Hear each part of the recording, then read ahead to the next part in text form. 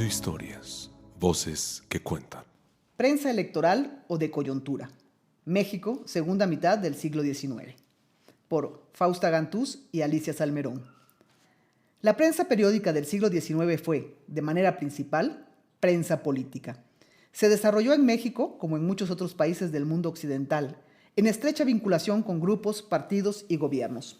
Fue instrumento fundamental del debate de ideas, tanto como escenario de las luchas por el poder, así como espacio de construcción de culturas políticas y de ciudadanía. Esta prensa política, en general, participó en las luchas electorales a lo largo del siglo XIX, a tal punto que prensa y elecciones constituyeron formas de hacer política prácticamente indisociables. De una u otra manera, la prensa periódica de larga trayectoria se sumaba a las contiendas electorales y tomaba partido. Lo hacía sin encontrarse, al menos no necesariamente, dominada por determinados grupos políticos, si bien tomaba parte en los debates y se posicionaba frente a las candidaturas. Estos periódicos de largo aliento, que bien podemos considerar comprometidos políticamente, tenían intereses y propósitos mucho más amplios que los meramente comiciales, así como una vida más prolongada y ajena a los periodos del sufragio. Pero, de manera paralela, a esta prensa política de larga trayectoria se publicaban numerosos periódicos de coyuntura, de corta vida, los cuales tenían la peculiaridad, ellos sí, de asumir un carácter electoral, partidista y militante. Habían sido creados para impulsar las candidaturas y agendas de grupos o partidos de cara a los comicios en turno. Esta prensa, de dinámicas dictadas por calendarios electorales, fue un fenómeno extendido en Latinoamérica y ha sido identificada como prensa eleccionaria en algunos estudios sobre otros países. Nosotras optamos por el apelativo de electoral, voz de uso común en México. Prensa de coyuntura es una categoría que no se utilizaba en la centuria decimonónica. El término está ausente en los periódicos de la época. Tampoco la encontramos de manera regular en la historiografía mexicana sobre la prensa. Algunos estudios se sirven de la expresión prensa de coyuntura, pero de forma aislada y la usan con diferentes sentidos, sin precisar realmente a qué se refieren. Nosotras definimos a la prensa de coyuntura como el conjunto de impresos producidos en un momento preciso, generalmente breve, algunos meses, aunque a veces la prensa de coyuntura podía tener una vida un poco más larga, según la anticipación con la que se lanzara a la arena electoral y con determinadas características dictadas por su participación en los procesos comiciales. A veces se ha confundido a la prensa electoral con la efímera, pero no son análogas. Lo efímero refiere exclusivamente a la duración de una publicación, por lo general muy breve, y no necesariamente a una intención de inicio.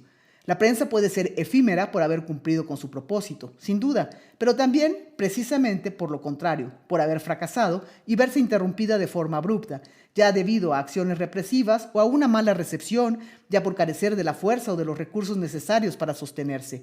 En fin, un periódico podía ser efímero por otras razones que le impedían mantenerse en circulación, no porque este haya sido su propósito desde el inicio.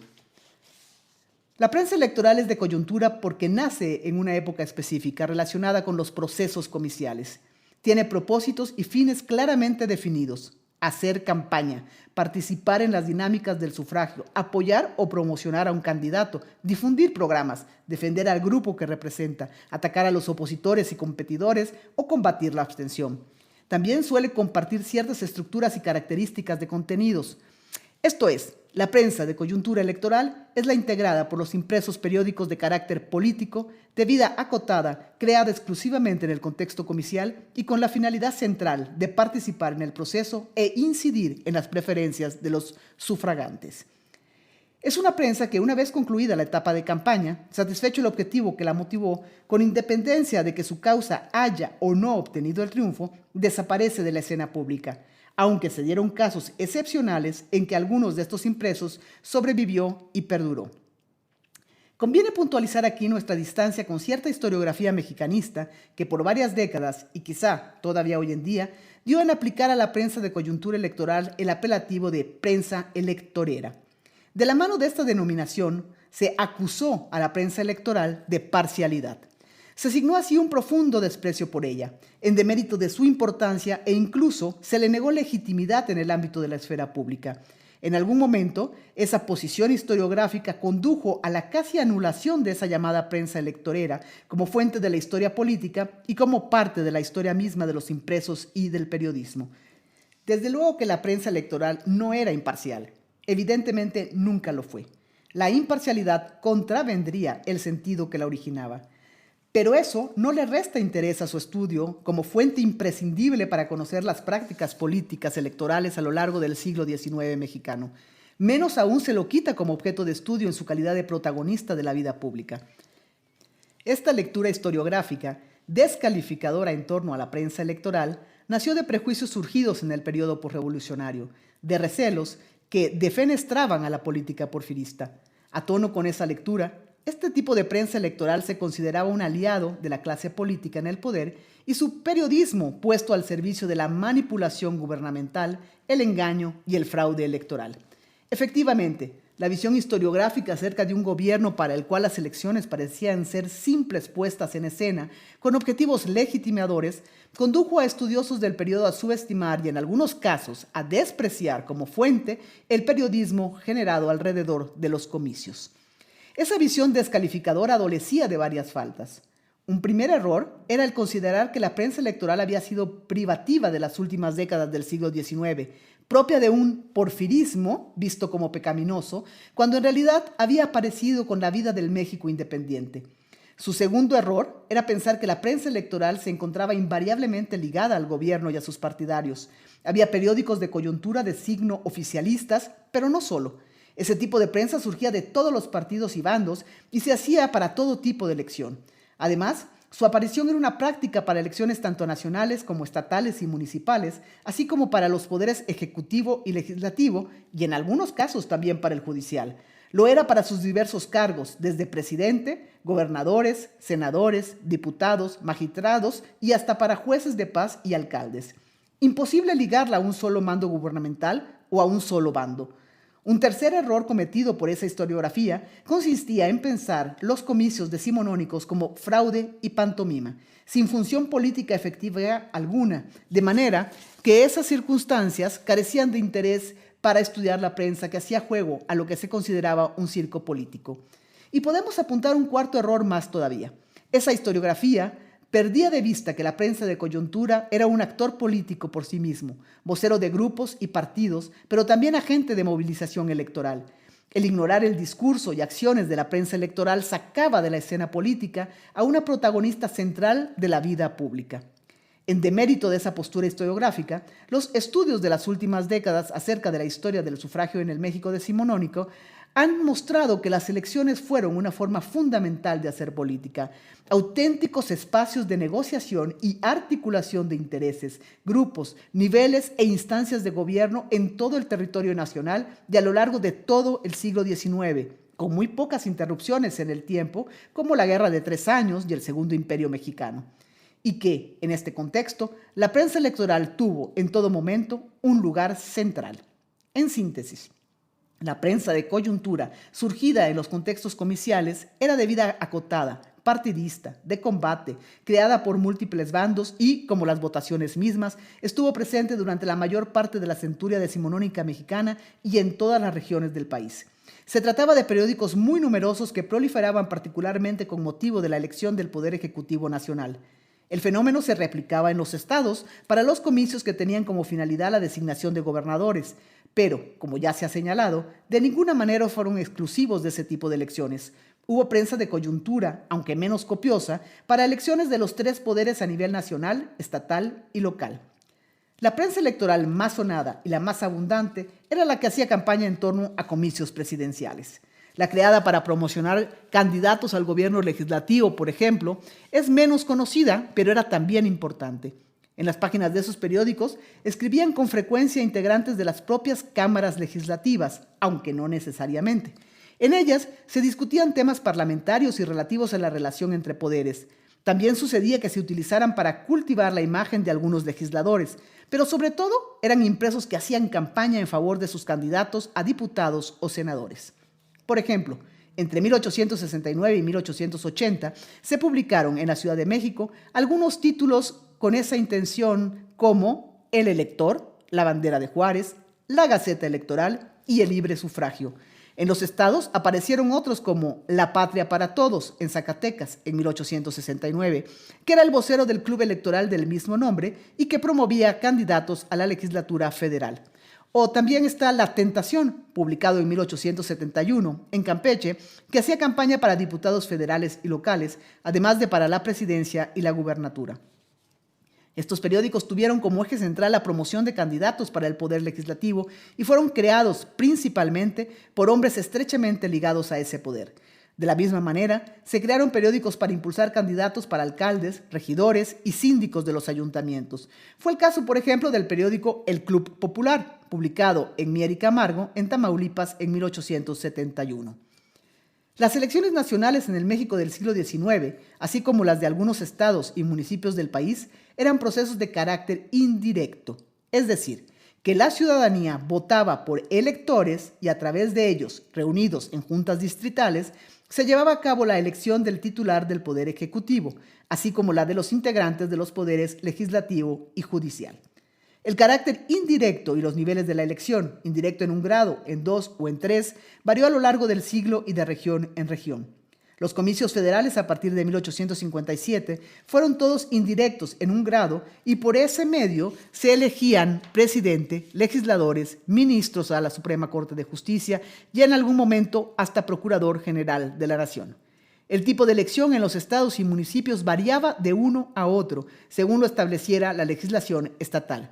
En algunos, las elecciones eran directas, en otros, indirectas en 1 grado, como las federales.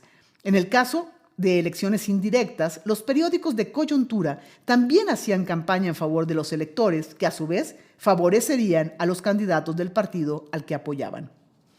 Elección tras elección, los periódicos de coyuntura constituían un auténtico alud.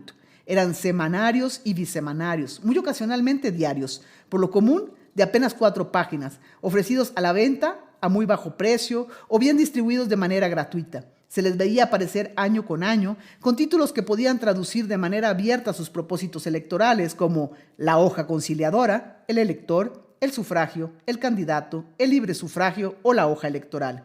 Pero también los había con títulos misteriosos como La sombra de García, graciosos como El pellizco y las tijeras o El malcriado, provocadores como La tentación o El azote, poco transparentes como El giro, más sugerentes como El voto del pueblo y El voto del jornalero, o pintorescos como El espanto o El grano de arena. Los nombres de muchos de los periódicos de coyuntura retomaban el de la organización político-electoral con la cual estaban asociados. Fue el caso de El Club Popular, del Club Central o del de la Unión Liberal, por ejemplo. También los había con títulos identificados con la región en donde eran publicados: El Eco de la Frontera, El Eco del Norte, La Opinión de Chiapas, El Eco de Sotavento, El Estado de Campeche, La Bandera de Jalisco o El Estado de Morelos, o con nombres asociados a algunos principios particularmente valorados en contextos electorales como El Independiente, La Democracia o El Demócrata. La prensa electoral era militante y tenía, desde luego, la cuestión de los comicios como su tema central, pero de ninguna manera exclusiva. Las páginas de estos periódicos contaban con una sección editorial en que fijaban su postura y espacios destinados a presentar las virtudes de sus candidatos y sus programas, pero a la par tenían secciones de gacetillas, remitidos y variedades abiertos a cuestiones no solo de política, sino también de economía, sucesos internacionales, cultura y sociedad.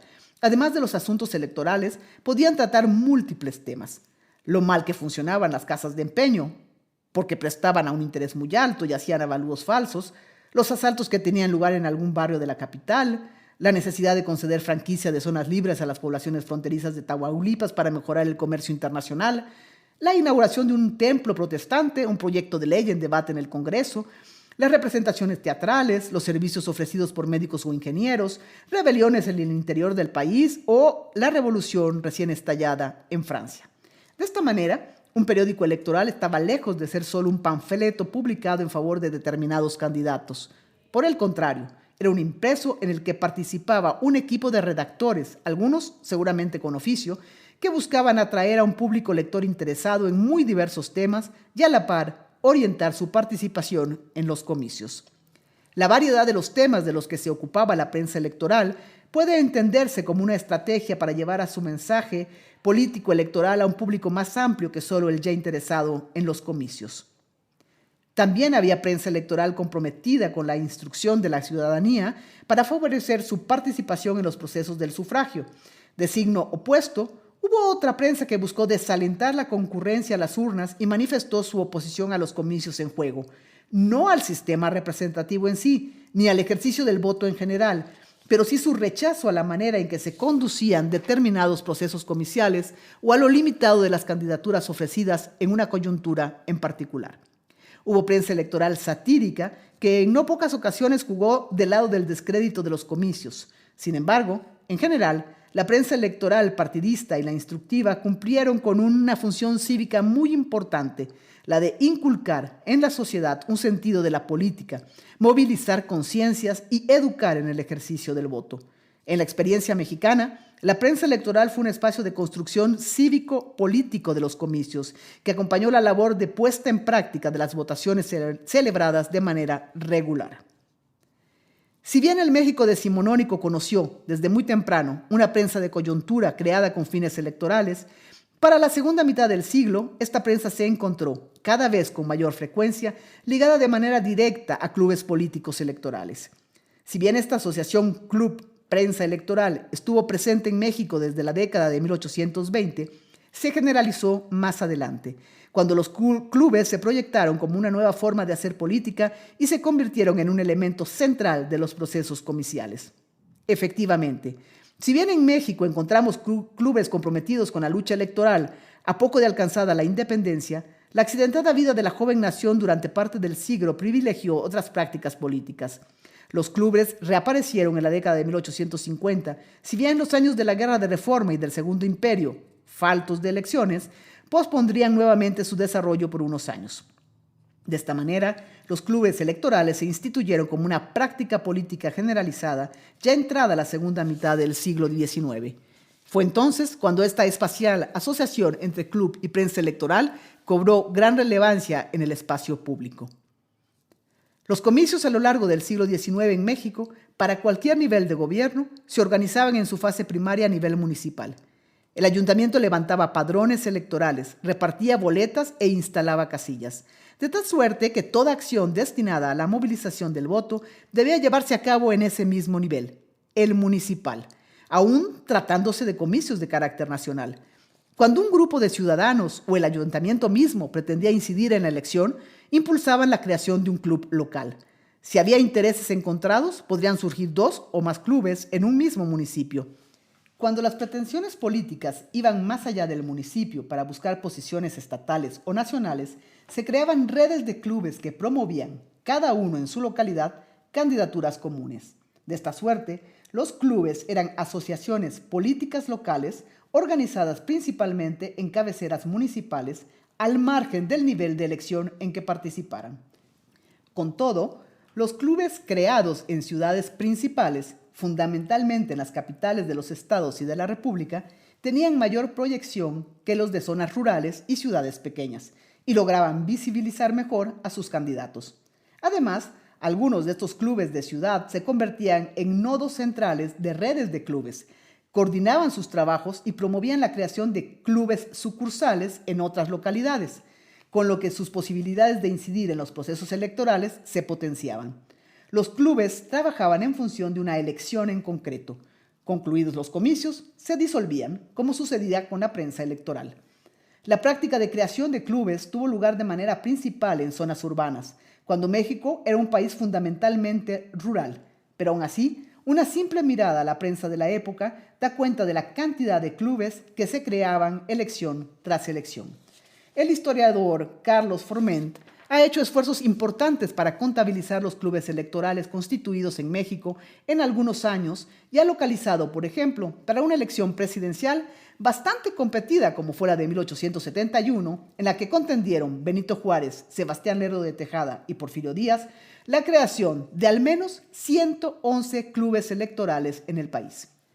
Hubo comicios mucho menos competidos que los de ese año, Pero si consideramos que entre 1867 y 1910 se llevaron a cabo de manera regular elecciones de todos los niveles de gobierno, al menos una elección al año organizada en cada municipio, podemos imaginar la dificultad para contabilizar los clubes que pudieron haberse formado y con ellos los periódicos con los que se asociaron. Así, levantar un inventario de prensa electoral mexicana puede ser un reto tanto o más difícil que el que emprendió Forment para el registro de clubes. Hay noticias de periódicos de coyuntura en otro tipo de prensa y en correspondencias de hombres públicos, pero se conservan relativamente pocos ejemplares de periódicos electorales en físico, ya sea en repositorios del país o en el extranjero. La tarea de elaborar una relación que haga justicia a su riqueza se antoja imposible. Lo que conviene hacer es continuar con estudios de caso de títulos localizables, identificar los clubes electorales con los que mantuvieron relación, recuperar los contenidos y discursos de esos impresos, así como examinar sus estrategias político-electorales y las dinámicas que buscaban imprimir a los procesos comiciales. Por ese camino sería posible valorar mejor el lugar que esa dupla de clubes prensa electoral tuvo en las prácticas y en la cultura político-electoral de su tiempo. La relación entre clubes político-electorales y la prensa de coyuntura, presente en los años 50 y 60, pero generalizada a partir de la década de 1870, fue muy estrecha. Juntos podían lograr más votos en favor de sus candidatos y quizá también una mayor participación de la ciudadanía en los comicios. La prensa por sí sola era capaz de una acción directa al margen de los altos niveles de analfabetismo que había en el país. La prensa era voz impresa, sí, pero reproducida de manera oral por mediadores en la plaza pública, el púlpito, el mercado, la pulpería, el taller, el obraje, la escuela, la reunión familiar, la taberna, la pulquería, el bar o el café.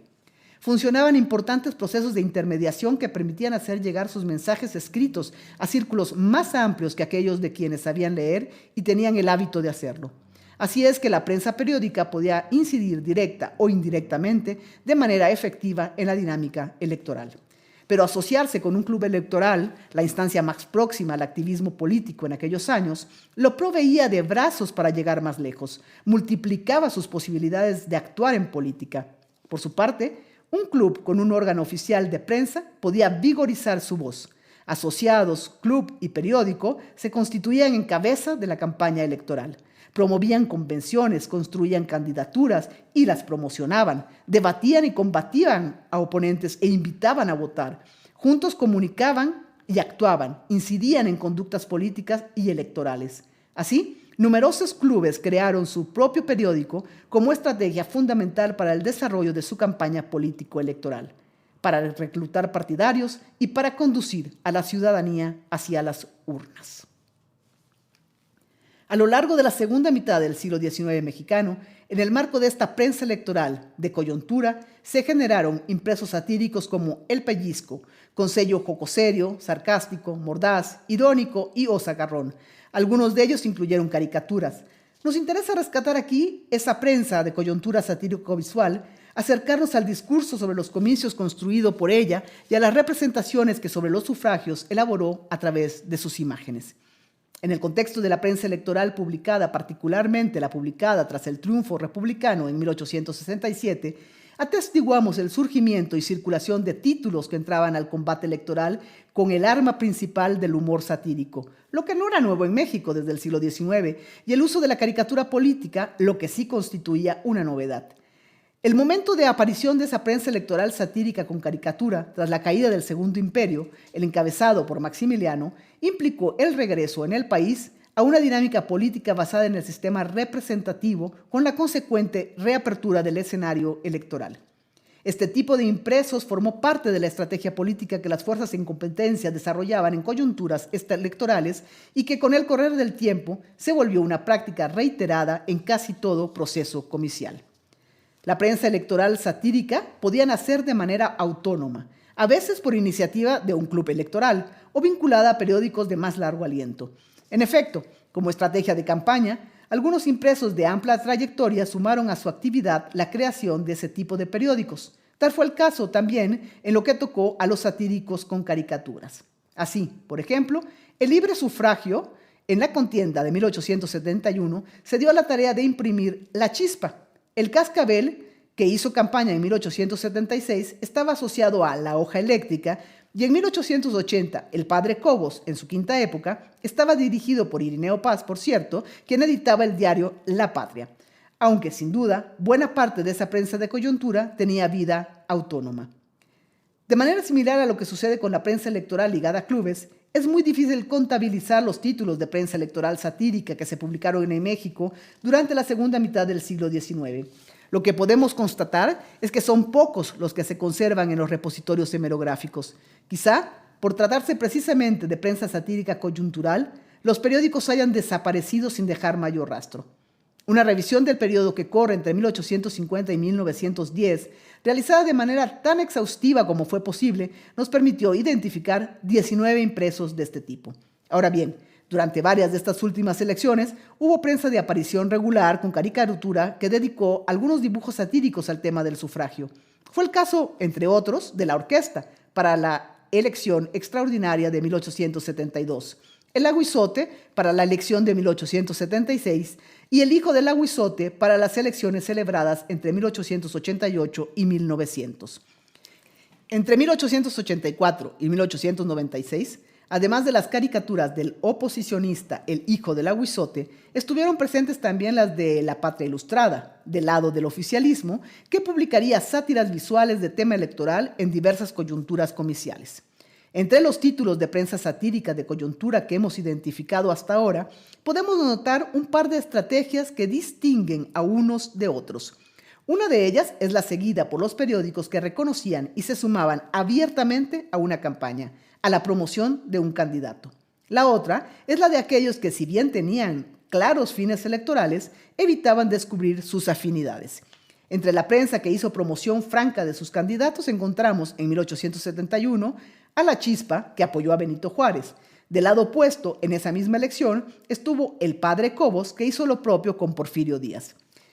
Ese mismo título, pero en época diferente, en 1876, salió de nuevo a apoyar a Díaz y lo hizo también El Cascabel. En tanto, La Carabina de Ambrosio se posicionó del lado de Sebastián Lerdo de Tejada. Entre los impresos satíricos con caricatura que participaron en las contiendas, pero sin revelar claramente su partido y filiación, encontramos en 1867 a La Pluma Roja. No es muy claro a quién apoyaba, pero sí lo es en contra de quién estaba. Y sobre todo, podemos observar cómo, desde entonces, el discurso de la sátira visual contribuyó, en buena medida, a forjar esa leyenda negra que tanto nubló nuestra mirada sobre los comicios decimonónicos, que las elecciones eran una farsa, procesos manipulados, fraudulentos, violentos, así como a consolidar la idea del desinterés que ello provocaba y que se traducía en abstencionismo.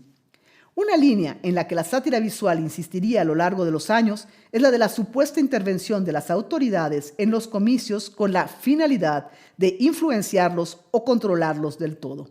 Ese discurso manejaba, a veces, la idea de que grupos distintos intervenían en favor de unos u otros candidatos, de tal manera que al final dejaba la imagen de que ningún votante ejercía su derecho libremente ni por convicción.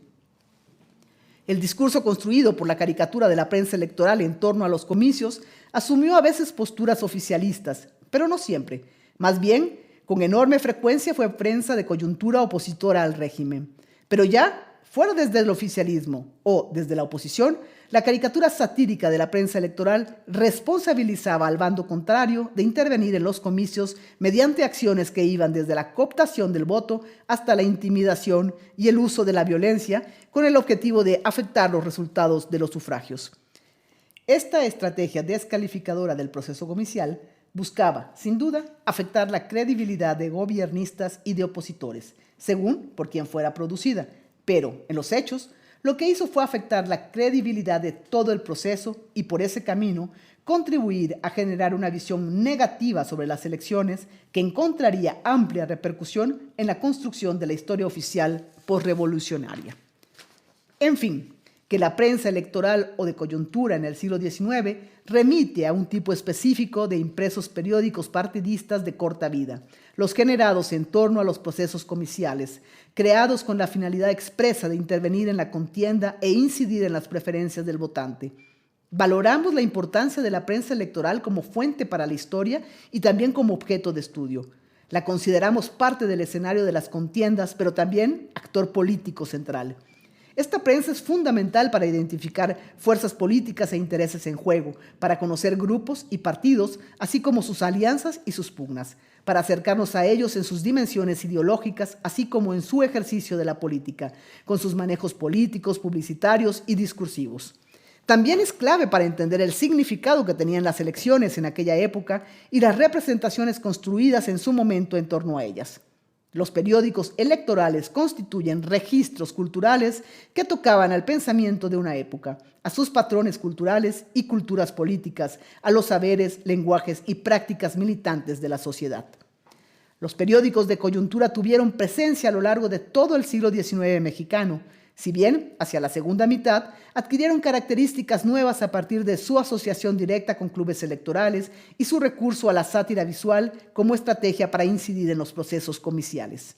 Estos nuevos rasgos marcarían cambios significativos en la manera de hacer política electoral e, incluso, en la cultura política misma de las comunidades en donde prensa y clubes se asociaban, así como las de aquellas a las que llegaban nuevas lecturas sobre el significado de los comicios salidas del lápiz de los caricaturistas satíricos.